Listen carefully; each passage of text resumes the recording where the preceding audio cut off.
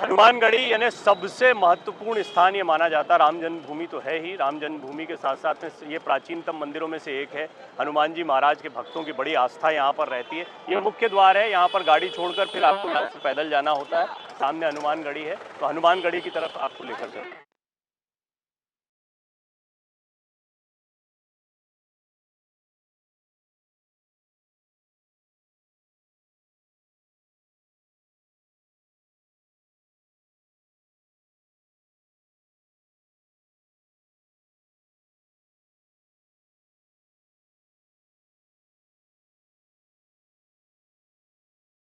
यहाँ पर तमाम मीडिया के लोग भी जुटे हुए हैं। आप देखें गाना किस तरह से गा रहे हैं, बढ़िया गाना गा रहे हैं, ये भी दिखाते हैं बिल्कुल बाजू में।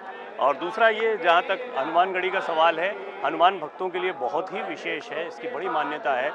और कहते हैं कि श्री रामचंद्र जी ने हनुमान जी महाराज को यहाँ का राजा बनाया था और उसके बाद में वो लगातार यहाँ की रक्षा करते हैं, यहाँ का कार्य देखते हैं। तो भक्ति भाव से परिपूर्ण। और अभी जिस समय पर मैं आपको ये तस्वीरें दिखा रहा हूँ अयोध्या में, तो काफ़ी मीडिया का जमावड़ा है, काफ़ी प्रशासनिक व्यवस्थाएं हैं, तो इसीलिए आप अंदाज़ा लगा सकते हैं। सुरक्षा बड़ी चाक चौबंद की गई है, बहुत बड़ी तादाद में पुलिसकर्मी यहाँ पर तैनात हैं। बिल्कुल लगातार आप जहाँ जाएंगे वहाँ पर आपको पुलिसकर्मी दिखाई देंगे और बड़ी मुस्तैदी से यहाँ पर सुरक्षा व्यवस्था को चाक चौबंद किया गया है। उत्तर प्रदेश पुलिस पूरी मुस्तैदी से आपको अयोध्या में कई जगह पर दिखाई देगी। भारी तादाद में पुलिस का डिप्लॉयमेंट है और 22 तारीख तक सुरक्षा के चाक चौबंद इंतज़ाम किए गए हैं। हर जगह, तमाम जगह पर बैरिकेडिंग है। और हनुमानगढ़ी में भी आप देख रहे हैं कि सुरक्षा के बहुत मजबूत इंतज़ाम किए गए हैं। सब मुस्तैदी से सारे साथी उत्तर प्रदेश पुलिस के लगे हुए हैं। चलिए अब आपकी बात महेंद्र जी से कराते हैं। आपके और आपके कैमरामैन को और आपके पूरे परिवार को और आपके जितने भी दर्शक हैं उनको देखने वाले को सिद्धपीठ अयोध्या, हनुमानगढ़ी, हनुमान जी महाराज और पारब्रह्म परमात्मा भगवान श्री राम की जन्मभूमि से मंगल कामना करता हूँ, ढेर सारा आशीर्वाद देता हूँ। आपने बहुत मार्मिक विषय को छेड़ा है जिस पर अभी पूरे देश और दुनिया की निगाह है। 500 वर्ष के बाद अयोध्या में भव्य दिव्य नव राम जन्मभूमि मंदिर निर्माण कार्य और हनुमान जी के दरबार में आप आए हो। इस जगह की महत्व के बारे में आप दर्शकों तक पहुंचाएंगे, दिखाएंगे। कहा जाता है कि राम दुआरे तुम रखवारे, होत न आज्ञा बिन पैसारे, और सब सुख ले हो तुम्हारी शरणा, तुम रक्षक काहू को डरना। हे महाबली हनुमान, जिसके रक्षक तुम हो तो फिर काहे की चिंता। लेकिन राम जन्मभूमि के मुख्य द्वार पे श्री हनुमान जी महाराज का दुर्ग है। दुनिया के किसी भी कोने में जाएंगे आप देखेंगे तो राम जी के चरण में श्री हनुमान जी महाराज बैठे मिलेंगे। लेकिन यहाँ पर जब आप देखेंगे तो मर्यादा पुरुषोत्तम पारब्रह्म परमात्मा भगवान श्री राम पीछे सपरिवार सकुटुंब आशीर्वाद देते हुए हनुमान जी को नजर आएंगे। आप देखिए जिस प्रकार से हनुमान जी महाराज यहाँ पर राजा के रूप में विराजमान है और डेली लाखों राम भक्तों की सुनते हैं, उनकी सारी मनोकामना पूर्ण करते हैं। बाबा ने लिखा है, कोटि कल्प काशी बसे, मथुरा कल्प हजार, एक निमिष सरजू बसे तुले न तुलसीदास। अयोध्या की महिमा अनंत है, अकल्पनीय है। इसका वर्णन करना तुच्छ मुख से, मेरे जैसे साधारण जीव के मुख से संभव नहीं है।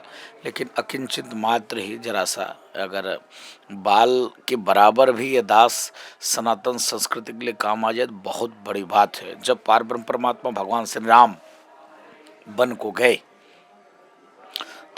गए तो वहाँ एक अनन्य साथी, शुभचिंतक, मित्र, पुत्र और बेटा जैसे रूप में हनुमान जी महाराज मिले।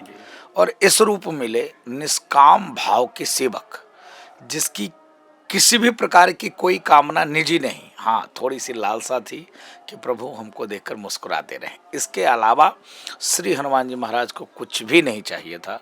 लंका पहुँचे, जब जाम्बन जी ने उनको अपनी शक्ति को याद दिलाया तो उसके बाद लंका जब वो पहुंचते हैं तो जगत जननी जगदम्बा माँ सीता के शरण में, तो जगत जननी माँ जगदम्बा सीता जी ने उनको, जब हनुमान जी महाराज पहुंचते हैं वहाँ पर, तो हनुमान जी महाराज कहते हैं, राम दूत मात जानकी, हे माता जानकी मैं राम दूत हूँ।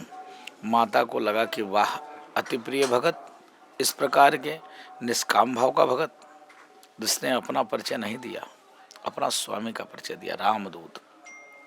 माता जानकी रावण के बेटे को मारने के बाद, रावण का मान मर्दन करने के बाद, लंका सकुशल जलाने के बाद, स्वर्णमय लंका सोने को तपाने से, आग दिखाने से निखरता है, जलता नहीं।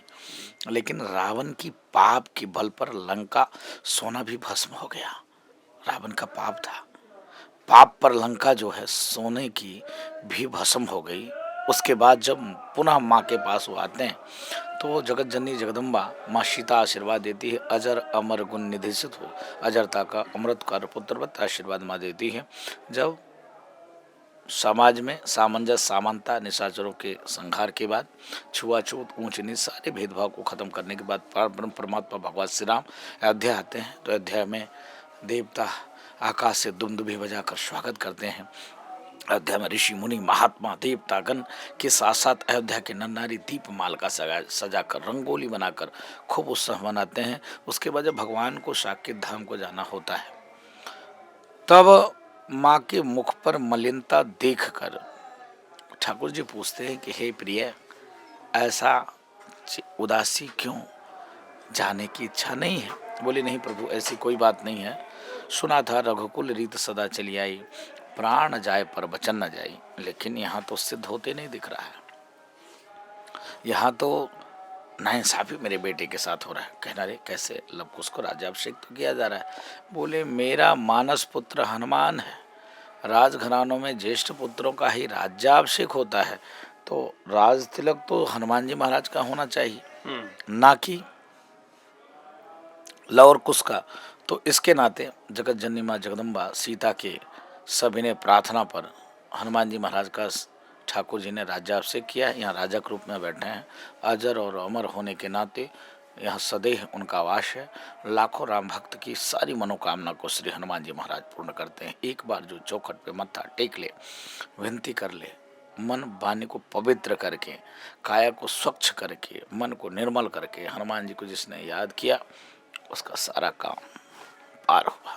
मैं बहुत चुपचाप से इसको सुन रहा था, मैं बिल्कुल बीच में डिस्टर्ब नहीं करना, क्योंकि हनुमानगढ़ी का इससे सुंदर महात्म्य नहीं हो सकता। हनुमानगढ़ी के साथ साथ हनुमान भक्तों के लिए ये बहुत ही प्रिय शब्द है। इसीलिए मुझे लगता है कि पहले सवाल के जवाब में ज़्यादातर चीज़ें आ गई, फिर भी कुछ ऐसी बात रह गई हो जो आप दर्शकों से तो संक्षेप में वो बात ज़रूर कहें। हाँ, दर्शकों से मैं निवेदन पूर्वक करना चाहूँगा, मैं आभार व्यक्त करता हूँ उत्तर प्रदेश के यशस्वी मुख्यमंत्री योगी आदित्यनाथ जी का। मैं कोट कोट धन्यवाद व्यक्त करता हूँ देश के यशस्वी प्रधानमंत्री जी का, जो उनका विजन है। जिस प्रकार से पूरे विश्व में सनातन धर्म संस्कृति, वो सनातन धर्म संस्कृति की पार्टी का कोई एजेंडा नहीं, किसी पार्टी का मैनिफेस्टो नहीं, न किसी पार्टी का लोगो पार ब्रह्म परमात्मा भगवान श्री राम। भगवान श्री राम आस्था के प्रतीक है, श्रद्धा के प्रतीक है, विश्वास के प्रतीक है। और हिंदुस्तान तो श्रद्धावान है। हमको 90 साल का बुजुर्ग पैर छूता है, इसलिए क्योंकि हम साधु हैं। ये सनातन संस्कृति है। मंदिर में चाहे एक पुजारी हो, चाहे 1 लाख पुजारी हो, चाहे एक भक्त हो, चाहे 1 करोड़ भक्त हो, आरती के बाद हम बोलते हैं धर्म की जय हो, अधर्म का नाश हो, प्राणियों में सद्भाव हो, विश्व का कल्याण हो। जिस विजन को लेकर देश के यशस्वी प्रधानमंत्री चल रहे हैं, वसुदेव कुटुंबकम सर्वे भवन्तु सुखिनः सर्वे सन्तु निरामया, विश्व बंधुत्व के साथ वसुदेव कुटुंबकम के साथ कार्य और काम कर रहे हैं। बड़े गर्व की बात है कि वह पूरा चिंतन की ओर अयोध्या, त्रेता युगीन अयोध्या, राम समकालीन अयोध्या, प्राचीनता इसकी बरकरार है, फिर भी उसमें जो है नवनिर्माण देकर किस प्रकार से देश और दुनिया को जोड़ें।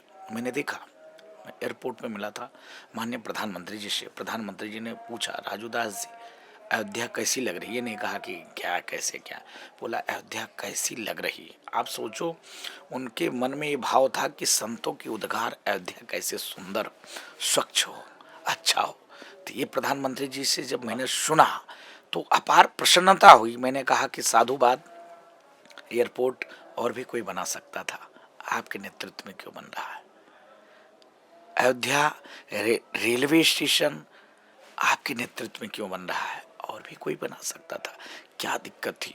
अयोध्या से लोगों को परहेज, सनातन संस्कृति से लोगों की इतनी परहेज, लेकिन आप 140 करोड़ देशवासी की प्रतिनिधित्व करते हुए भी आपको चिंता थी अयोध्या कैसे सजे, अयोध्या कैसे संभरे, मंदिर भव्य दिव्य नभ के साथ साथ सर्वांगी विकास, चाहे वो राजू दास हो, चाहे वो इकबाल अंसारी हो, बाबरी पक्षकार, उसको भी वही सुख सुविधा अयोध्या में उपलब्ध हो पाए, ऐसी योजना बनाने का जो प्रक्रिया जो बीरा योगी जी ने उठाई है वो बहुत सुंदर है, सराहनीय कार्य है। तो मैं देश और दुनिया में रहने वाले सभी वर्ग, सभी समुदाय, सभी मतांतर मजहब को मानने वाले से सिर्फ एक ही निवेदन करूंगा जो सनातन सिखाता, सर्वे भवन्तु सुखिनः सर्वे सन्तु निरामया, विश्व बंधुत्व के साथ, वसुधैव कुटुम्बकम के साथ कार्य करिए, काम करिए और एक भारत श्रेष्ठ भारत, स्वच्छ भारत, निर्मल भारत, पवित्र भारत बनाने में आप अपना योगदान दीजिए और सहयोग करिए। क्या सुंदर बातचीत रही। देखिए बहुत ही विस्तार से महत्व भी बता दिया और हाल में जो आयोजन हो रहा उसका महत्व भी आपके सामने आ गया। आपका बहुत बहुत धन्यवाद महन जी, हमसे बातचीत करने के लिए। दर्शकों का बहुत बहुत धन्यवाद।